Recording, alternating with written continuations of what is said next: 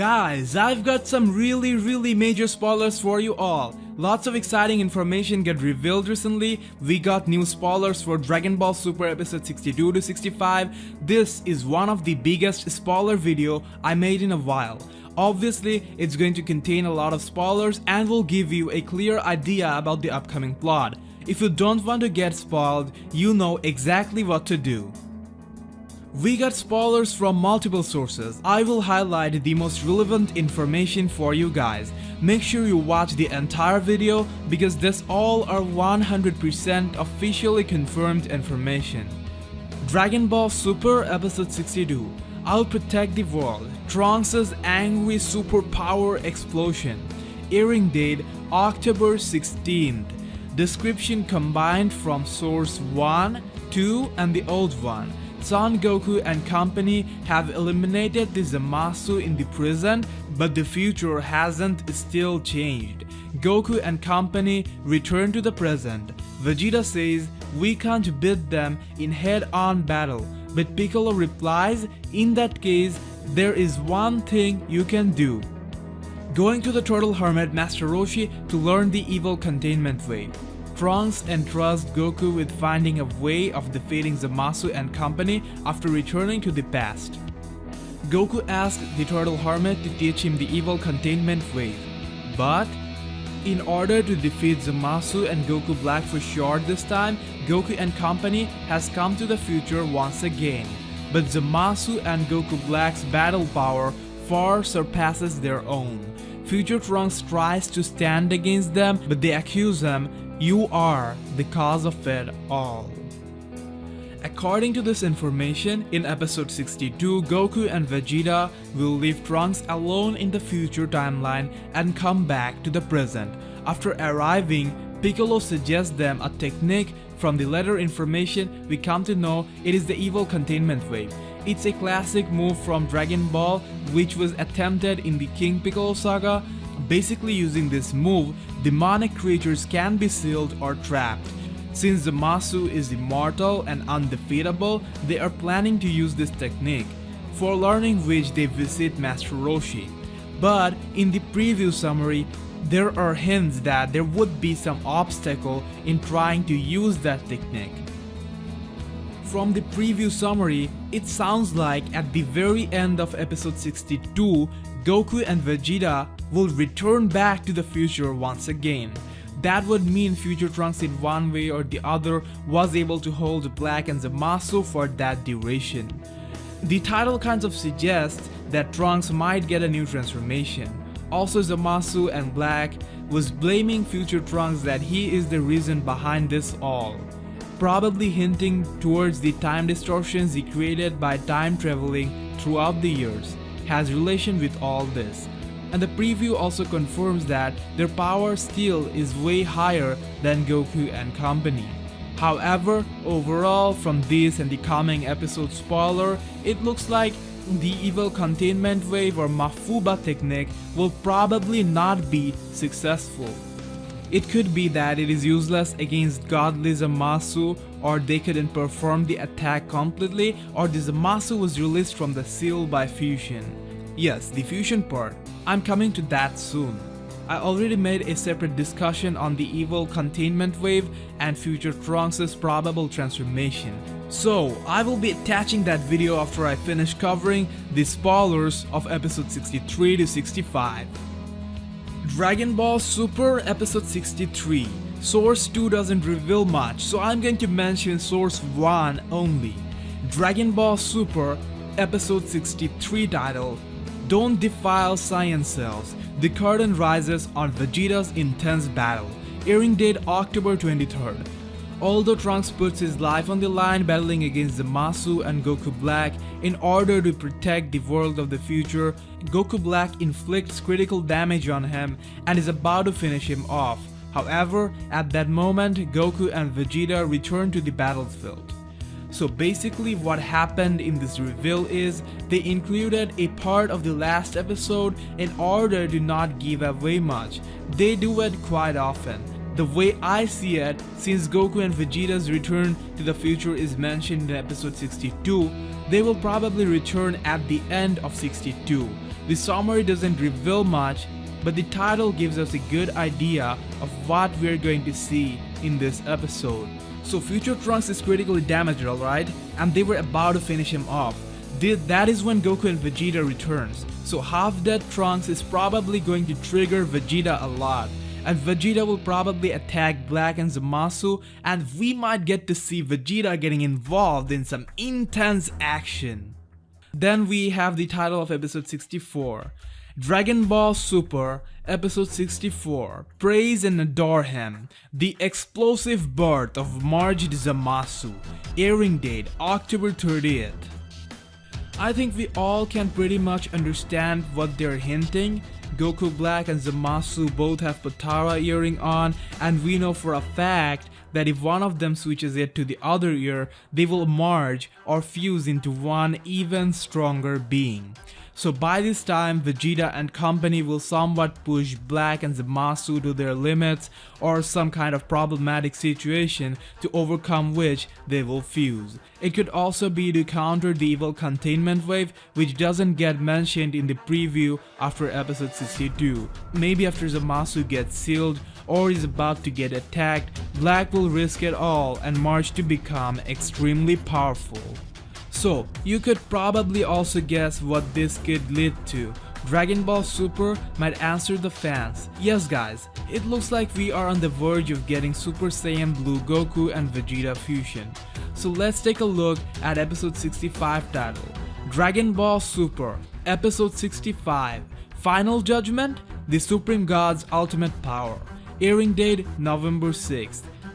Guys, this title and the Supreme God's Ultimate Power is probably referring to the Zamasu and Black fusion. Supreme God, you know what I mean, right? So that's the most likely scenario. However, it could also be referring to some other events, like to counter the evil god Black Zamasu. Goku and Vegeta might fuse to become the Supreme God and might reach an ultimate form of power. Or there's one material that has not been used till now, that is the Zeno button. It could be in one way or the other get pressed and the Omni King might appear. Final Judgment could be hinting that too. Even though Zeno is friends with Goku, he might want to hear out both sides. If Black Zamasu informs Omni King about how Trunks is the one who started it all by breaking the laws of time, it would be interesting to see his reaction. Also, it'd be interesting to see how he deals with Goku or Beerus not telling him about all this. Especially, time traveling is illegal and gods didn't do anything about it even after knowing it. What if he announces a trial by combat? This is very unlikely, but the obvious is already talked about. So I'm just trying to know how you guys feel about other possibilities. Anyways, like I said earlier, it's probably referring to Zamasu and Black's merged form. But even if we don't get Super Saiyan Blue Vegeta or Gogeta in episode 65, I think we will get it after that episode or very soon. Because they have brought up the fusion concept and there's no way they could close it without Goku and Vegeta using it. Many fans would be totally pissed off if they do that. Even plot wise, there must be some counter to Black Zamasu, and fusion seems to be the most logical answer. So I personally think this is in a way almost officially confirms the return of fusion, and we will possibly see Super Saiyan Blue Gogeta or Vegito taking on Zamasu Black very soon. Thanks a lot to Herms for translating the preview summaries, all courtesy goes to him. However, I'm now attaching the episode 62 Evil Containment Wave detailed video which I made earlier on. If you want to know more about the Evil Containment Wave and predictions specifically regarding episode 62, then keep watching. So that's basically it. Though the reveal is from episode 62 preview summary, we might get the majority of this in episode 61. As episode previews tend to include a part of the plot from the last episode to not give away too much. We know the Zamasu in the future is immortal, and attacks were having no impact on him. Future Trunks attacked him with his sword, and then with a full powered final flash, but didn't really damage him. So in order to defeat him, they had to do something like sealing him away. And it looks like Goku and company did figure out a technique they could use. It is the evil containment wave, otherwise known as Mafuba, which was introduced way back in Dragon Ball King Piccolo saga. As explained in Dragon Ball Wikia, evil containment wave is a technique designed to seal demons away by sucking them into a container with a special demon seal or Fuda on it. The move requires so much of the user's life force to perform that those who use it are likely to die soon afterward, despite the success of the technique. The move requires so much of the user's life force to perform that those who use it are likely to die soon afterward, despite the success of the technique. The technique was first successfully implemented by Master Mutaidu against King Piccolo. After King Piccolo's second coming, Master Roshi and Tien both attempted the move but failed to do it perfectly. We also see Kami trying this technique on Piccolo Jr., but Piccolo reversed the move and sealed Kami. That was the last time we saw this technique in the anime. The entire Dragon Ball Z series never even mentioned this technique. Now, after all this time in Dragon Ball Super, we the fans might just be fortunate enough to see this classic move getting used once again. Out of all these things, I'm most excited and happy about Master Roshi becoming relevant again. I don't know how you guys feel, but I have been waiting for this for a long time. I even made some fun theories as to how Roshi could get involved in Super again, but the way the plot was progressing, I never thought it would actually happen. And I'm so happy I can't literally express it in words. Master Roshi, from being the strongest human on Earth, making Goku who he is today, defeating Goku in the martial arts tournament, totally got turned off in the later part of the series. I had a hard time accepting that, because Roshi is one of my most favorite characters ever. Now, I understand that Roshi's involvement might be very short. I don't imagine it would take long for Goku or any other Z fighters at this point of time to learn the containment wave. Even back in the Dragon Ball days, Tien learned it after watching Roshi performing it only for once. He had to train though, but Goku is a quick learner, so let's see how it plays out. Anyways, I'm satisfied with even this much involvement of Roshi. DBS is really raising its standard. First they gave some spotlight to Yajirobe and now Roshi. I hope Krillin, Tien, Piccolo and others will also get some moments soon. However, at the end of the summary, there's a but, hinting there would be some kind of complexity. What could it be? I think it could be like to learn the move, you have to see it getting used. But there's no way to do that currently. Or the negative side of the move might be brought up, that is, if this technique is used, the user is most likely to die. Now, you could argue that Goku is so strong and has so much life force that he wouldn't die. But it's not King Piccolo but Zamasu. And Zamasu is not only strong but also immortal. Now, I don't know how exactly this works, but sealing down an immortal enemy who keeps regenerating could be a harder task, and assumable Goku Black would be trying to interfere.